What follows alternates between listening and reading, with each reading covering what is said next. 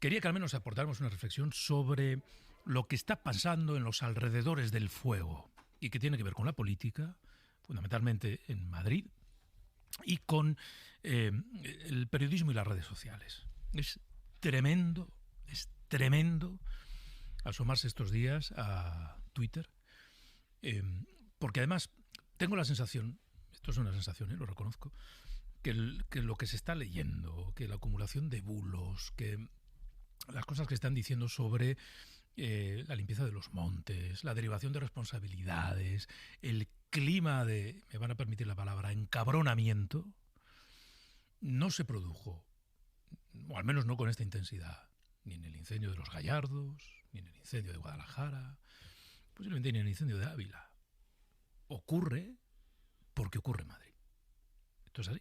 O sea, en fin, sin que esto sea una designación exclusiva de responsabilidades hacia nadie en concreto, ni hacia ninguno de los bandos en concreto, porque al ruido contribuye mucha gente. No sé si tenéis la misma sensación, o a lo mejor yo es que estoy, Carlos, un poco pesimista y no sé, y soporto cada vez menos las cosas que se dicen y se escriben. Se ha dicho en muchas ocasiones que Madrid políticamente es tóxico, sin entrar a debatir sobre quién es en última instancia, quién es el responsable de esa toxicidad que te genera la política de Madrid. Es decir, si uno visita algunas comunidades autónomas, prácticamente todas, ve que no hay ese nivel de agresividad, de polarización, ese nivel de insultos que hay en la política madrileña. Y no quiero entrar, insisto, porque si no sería caer precisamente en el mismo juego de quién es el responsable, y todos sabemos quién es el responsable. Cada uno tenemos nuestra opinión, pero yo creo que no merece están en la radio, ante una emisora tan importante como la cadena SER, señalando con el dedo. Todo el mundo sabe quién pueden ser los responsables de esta polarización. Pero yo creo que Madrid está cumpliendo un papel que está fuera de su ámbito territorial, de su ámbito regional. La Constitución española perfiló 17 comunidades autónomas desde el punto de vista de la igualdad, excepto en Navarra y el País Vasco. Y en el caso de Madrid ha tomado un protagonismo, bueno, porque está cerca de los núcleos de poder. Y yo creo que eso genera un nivel de tensión que probablemente le estamos pagando todos en la política y que se va irradiando poco a poco en el resto de comunidades autónomas. Creo que hay un problema con la política en Madrid porque yo soy de Madrid, mis padres son de Madrid, soy muy madrileño y yo nunca he visto tanta polarización en cualquier cena. Enseguida lo primero que hablan es de Pedro Sánchez, de política. Antes se podía hablar de cultura, se podía hablar de cine, se podía hablar de deportes o de lo que quisieras, pero no de política. Es una sociedad enferma de política la madrileña. Y yo creo que eso es una reflexión que tenemos que hacer probablemente por el diseño territorial. Madrid debía haber sido una comunidad autónoma específica con un área metropolitana muy potente y luego el resto ser una comunidad autónoma más. Pero desgraciadamente la Constitución le ha dado una prevalencia a Madrid que inunda todo el debate y toda la agenda pública española. Mariola. Yo creo que hay que plantear dos propuestas, ¿no? O dos ideas. Una tiene que ver con esto último que decía Carlos, cómo hemos ordenado como país nuestra gobernanza, que es una gobernanza multinivel, con comunidades autónomas que tienen una alta capacidad para tomar decisiones, sea Madrid, sea Castilla y León o sea Andalucía. Y luego tiene que ver la segunda cuestión, y yo creo que es la relevante a los efectos de toxicidad, que era lo que tú proponías, Pedro, tiene que ver con una cultura política, con unas maneras de hacer política, con unas maneras de interactuar con el contrario, ideológicamente hablando, con unas formas de que los distintos niveles de administración se relacionan entre sí, en este caso después de haber declarado un mando fruto por parte de haber absorbido digamos el nivel nacional, la coordinación del mando único para la gobernanza de este incendio, ¿no? Y yo creo que la toxicidad no está en nuestro sistema de reparto de competencias, en un modelo de gobernanza multinivel, que hay otros tantos en el mundo y que funciona, que tiene mecanismos de cooperación y de resolución de conflictos bastante depurados, y otra cosa es la cultura de cómo la política y los políticos se relacionan entre sí. Y creo que no, quizá no es necesario señalar con el dedo, pero sí que es imprescindible hablar que no todos los políticos tienen la misma responsabilidad en lo que es contribuir a un clima de acción política más sosegado, más sereno, que eso no implica renunciar a marcar tus diferencias políticas, pero sí que exige tener un respeto por el adversario, cuidar la conversación pública, articular una manera de relacionarnos que sea honorable, en términos virtuosos, pero que también sea humanamente aceptable, es decir, rechazar el insulto. Hablar de mamarracho en el ámbito de la acción política, yo creo que es superar determinados estándares que deberíamos ser capaces todos de sancionar de una manera contundente. Yo apelo a esto, al clima, a la manera en la que nos hablamos, a la manera en la que nos relacionamos, porque esto es lo que deteriora la convivencia. Yo creo que no es tanto polarizar como deteriorar la convivencia. Y a mí me parece que tienes razón, Pedro, no solo con estar, digamos, algo entristecido o algo o poco positivo con lo que está ocurriendo. Es que hay muchos motivos para estar altamente preocupado. Y luego están las redes sociales. Yo creo que ahí y lo voy a decir con estos términos, hay unas cloacas que son mejores, que es mejor no adentrarse en ellas, porque la posibilidad de acabar enfangado es absoluta, y la imposibilidad para poder limpiar eso y tratar de generar una conversación mínimamente sostenible, pues creo que es así también. Es curioso cómo, voy contigo, Monrosi, en redes sociales, uno de estos días se topa con gente, algunos periodistas, que denuncian que es muy difícil limpiar el monte, ¿no? Que yo digo, ¿y cuando se quemaba Guadalajara, por qué no lo denunciaban? O cuando se quemaba los Gallardos. Bueno, pues porque se quema Madrid. Y porque hay una estrategia de exculpar a quien tiene una responsabilidad sobre lo que está pasando. Que no es única, quiero decir que cuando nos enfrentamos a una crisis de esta magnitud no hay ni un único responsable, ni una única explicación. Pero algunas responsabilidades son claras. Quiero decir, hay competencias, aunque las están negando. Luego vamos a hablar de los bulos, esta cosa. No, la ley de montes prohíbe. Mentira. Mentira. No prohíbe limpiar el monte. Al revés, hay que limpiar el monte en determinadas circunstancias y condiciones. Bueno, Monrosi, perdona, que me lío. No, creo que acabas de mencionar la palabra que para mí es fundamental en todo lo que estáis haciendo referencia de la Comunidad de Madrid, que es estrategia. No podemos ser ingenuos, esto no es una cosa azarosa, esta polarización extrema, esta viralización del analfabetismo, esta premeditación a la hora de intentar engañar permanentemente a la ciudadanía con informaciones falsas, no es una consecuencia colateral de un hecho azaroso, es una estrategia muy bien definida, perfectamente definida y con grandes cantidades de dinero y con grandes focos de poder apoyando detrás. Y a tenor de los resultados, yo creo que en concreto al Partido Popular de la Comunidad de Madrid y a la presidenta de la Comunidad de Madrid le está funcionando, le va bien, porque consigue que mucha gente, yo creo que consigue que mucha gente se olvide de que la política ante todo va de la gestión del espacio público, que seguramente es probablemente a lo que menos tiempo dedica Isabel Díaz Ayuso como presidenta de la Comunidad de Madrid. Mucha gente se olvida que los representantes públicos tienen unas obligaciones porque los ciudadanos les damos un encargo, les pagamos un sueldo a cambio de un encargo muy concreto, que es que se encarguen de administrar lo común, especialmente lo que resulta trascendental para nuestras vidas, ¿no? Como puede ser, por ejemplo, la lucha contra el fuego.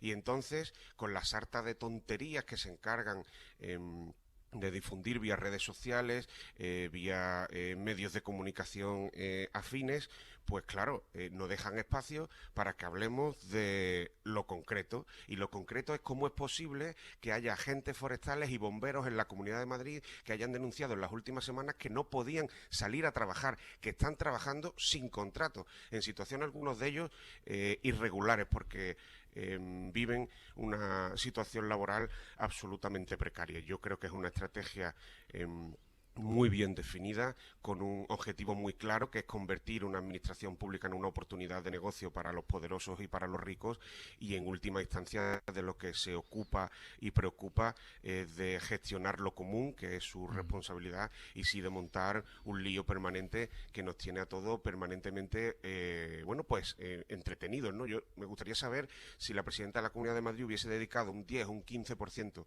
de su tiempo político del que ha dedicado, por ejemplo, a hablar de Venezuela o a liarla con las relaciones internacionales con México, o a hablar de ocupaciones o de la pareja del presidente del gobierno o del hermano del presidente del gobierno, si hubiera ocupado un 10 o un 15% de ese tiempo en sentarse con los agentes forestales y con los bomberos de la Comunidad de Madrid para diseñar un plan de prevención de incendios, pues que estamos viendo que evidentemente cuanto menos resulta insuficiente. Lo que hubo la semana pasada fue un comunicado de la Comunidad de Madrid anunciando acciones legales contra un grupo de bomberos forestales. Sí, es que además se desmonta muy fácilmente. La ley de montes se aprobó en 2003, pero entró en vigor en febrero de 2004. El año con mayor número de hectáreas quemadas en España es de 1985, donde se quemaron casi 500.000 de hectáreas. Es decir, muchas más de las que se quemaron en la media histórica de los últimos 10 años, que son algo más de 100.000 hectáreas. Y en aquel momento no existía la ley de montes. Por cierto, fue el Partido Popular que la aprobó, porque entró en vigor en febrero del 2004. Es decir, yo creo que estamos ante una conjura, una estrategia. Bueno, ha salido recientemente el dinero que ha destinado Donald Trump, la Casa Blanca, a financiar a movimientos de extrema derecha en Europa. Precisamente su labor es esa, que es decir, es simplemente intoxicar el espacio público. El otro día, en Televisión Española, decía Pedro Piqueras, el periodista, contaba una anécdota, pero es tristísima la anécdota. Él estaba en una terraza y llega una señora y le dice: la culpa la tiene Pedro Sánchez de los incendios, porque lo que está haciendo es enviando rayos para incendiar los montes. Y entonces dice: pero señora, ¿cómo me dice esto? Y dice: bueno, no quise yo polemizar con ella porque tampoco tenía mucho sentido. Y dijo Pedro Piqueras: yo me metí en una web para ver realmente quién está sosteniendo la idea de que es Pedro Sánchez lanzando rayos para quemarlos esos. Y vio que en YouTube tenía más de 1 millón de visualizaciones. Claro, ese es el problema, pero alguien lo está financiando. Es decir, en este caso es Estados Unidos, que está irradiando toda su estrategia de toxicidad en la opinión pública en toda Europa, y ya con dinero, que no es simplemente, lo sacaba el otro día Financial Times, que no es con todo lujo de detalles sobre esa financiación del movimiento de extrema derecha, que son los que realmente se han apoderado de la red social y de YouTube en particular. Luego vamos a hablar de los bulos. Ahora voy a hacer un alto en el camino. Luego vamos a hablar de los bulos. Yo, fíjate, anoche pensaba, oye, los que defienden, que los hay, el otro día en Telemadrid, un periodista de larguísimo recorrido en este país, negando abiertamente una televisión pública, que esta es otra cosa que podemos discutir, negando el cambio climático. Yo pensaba, oye, si para ti el cambio climático no explica lo que está pasando, si la teoría es que todos los veranos hace calor y todos los veranos hay incendios, entonces es la incompetencia lo que explica lo que está pasando, ¿no? Es decir, si todos los veranos ocurre lo mismo, se supone que quien gobierna, aunque solo sea por los precedentes, tiene que tener capacidad para evitar o intentar evitar que se vuelva a repetir en verano. Entonces, o es cambio climático o es incompetencia. Al negar el cambio climático, yo creo que no son conscientes de que están poniendo el foco en quien gestiona, en este caso lo público, la prevención y la extinción. Pero además luego podemos discutir si tiene sentido que un medio público dé voz a negacionistas burdos como este señor. Bueno, me da igual, o quien sea. Digo este señor porque ha sido este fin de semana mientras una parte de Madrid se estaba quemando, ¿no?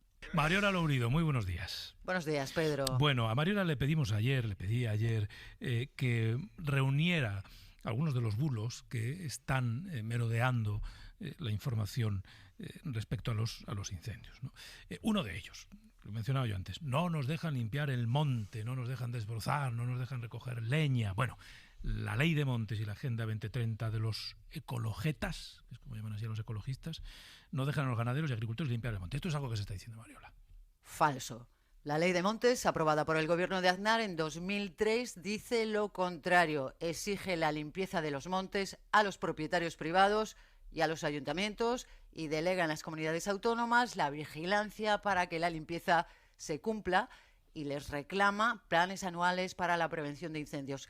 Se exige, sí, evidentemente, durante los periodos de riesgo de incendios hay que pedir autorización para realizar quemas o para emplear maquinaria que pueda producir chispas. La Agenda 2030 no es una ley y, por lo tanto, ni autoriza ni prohíbe nada. Es un compromiso internacional de las Naciones Unidas para proteger los ecosistemas terrestres y la gestión sostenible de los montes, Pedro. También se dice, en España siempre ha hecho mucho calor y el cambio climático es una excusa del gobierno. Es falso, Pedro. La crisis climática está multiplicando de forma exponencial los efectos de los incendios forestales, las olas de calor, las sequías, las lluvias torrenciales alteran el equilibrio de los ecosistemas. Según análisis científicos, el cambio climático hizo 40 veces más probables y un 30% más intensas las condiciones que favorecieron los incendios forestales del año pasado en verano, que fue catastrófico. También los últimos 4 años han sido los más cálidos desde que hay registros y desde 1975 ha habido en España 81 olas de calor. La mitad se han producido en la última década. Y Pedro, Rubén del Campo te acaba de adelantar que estamos a las puertas de la cuarta. De la cuarta, sí, sí. Algo que también se ha dicho, los incendios son provocados para urbanizar o por proyectos industriales como minas o para poner plantas fotovoltaicas o eólicas. También falso. La ley de montes prohíbe el uso de los montes quemados para urbanizar o para cualquier tipo de proyecto económico durante un plazo de al menos 30 años. Solo existe una excepción desde la reforma de la ley en 2015 que dice por razones imperiosas de interés público de primer orden que deben ser aprobadas por la comunidad autónoma. Más cosas que se dicen. Detrás de los incendios hay tramas terroristas o incendiarias. No es verdad, falso. Todas las investigaciones policiales y judiciales han desmontado en los últimos años estas versiones, muchas veces políticas, de que hay auténticas tramas de terroristas forestales provocando los incendios, ¿no? Núñez Feijóo, siendo presidente de la Xunta, también se apuntó a esta falsa tesis, dijo que había terrorismo incendiario. Y lo recordabais también que todavía el año pasado propuso una medida estrella que era un registro de pirómanos, cuando los pirómanos solo causan el 2% de los fuegos. La mayoría de los incendios sigue siendo de origen humano, es verdad, pero se trata de accidentes, imprudencias, una avería de un coche que termina en un incendio, una barbacoa, quemas mal controladas, uso de maquinaria agrícola indebida. Y hay estudios que apuntan a que los rayos son también la principal causa de los mega incendios que estamos viendo, así que de momento nada de tramas organizadas. Y una última cosa que se dice, la gestión de los montes es un caos de competencias, nadie sabe lo que tiene que hacer. Falso. El reparto de competencias está muy claro según la Ley de Montes, aprobada, como decimos, por Aznar en 2003 y reformada por Zapatero en 2006 y por Rajoy en 2015, sin cambios sustanciales. La vigilancia sobre la limpieza y conservación de los montes y la gestión de la prevención y extinción de los incendios corresponde a las comunidades autónomas. De hecho, todas tienen sus propias leyes de montes con su propia normativa. Por ejemplo, la Ley de Montes de Madrid la hizo el último gobierno de Joaquín Leguina en 1995. Fíjate. Ya llovió. Bueno, ya llovió poco. Sí. El PP lleva gobernando en Madrid 30 años sin reformar ni actualizar esa ley hasta que hace 3 meses Ayuso, el gobierno de Ayuso, ha presentado un proyecto de reforma con el objetivo oficial de preservar sus montes y prevenir sus incendios forestales. Bueno, pues parece que está claro, ¿no? ¿Quién tiene las competencias? Las comunidades autónomas. Pues sí.